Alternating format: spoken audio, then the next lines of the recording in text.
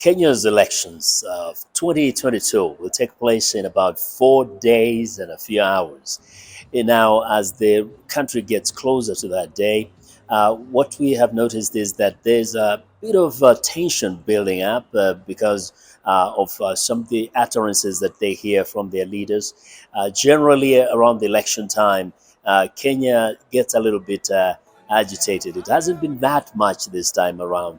But as we speak a few days to this election, one of the things that has come up is accusations from one of the presidential candidates, that is the Deputy President William Ruto, who has come out openly criticizing the president of the country, the outgoing Uhuru Kenyatta, and saying that Mr. Kenyatta is using civil servants to somehow create an atmosphere where there could be interference of the electoral process.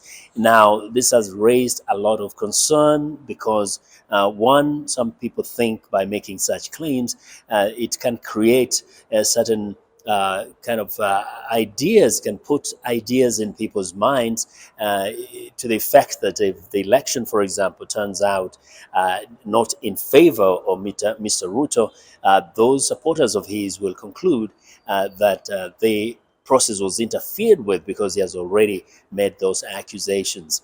Now, on the other side, Mr. Uhuru Kenyatta has said he has no reason to do that, that he's a person who is interested in just exiting peacefully. In fact, recently there were accusations by the deputy president to the extent that he claimed the president has threatened his own life. And that's something, again, that has been generating a lot of conversation in this country. Meanwhile, both sides are really going on with the campaigns for the last 2 days now. By Saturday, the process will stop, and each is trying to sell, all the four candidates are out there trying to sell their policies to the people. And so as the day gets closer, we are here in Nairobi, and we'll also be bringing you reports from different parts of the country, especially on election day, to let you know how the process goes on that day and the reactions from the ground, from the voters themselves. From Nairobi, this is Vincent Makori, VOA News.